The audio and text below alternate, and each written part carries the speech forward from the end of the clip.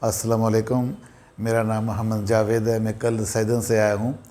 तो मैंने online check किया तो कायरोप्रैक्टिस का रावलपिंडी में देख रहा था। मुझे प्रॉब्लम थी स्पाइन की।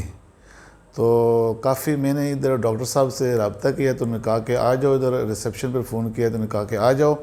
इधर आया तो अल्हम्दुलिल्लाह इन्होंने 6 सेशन मुझे ट्रीटमेंट की। तो अल्लाह के करम से मैं काफ़ी मच बेटर हूँ।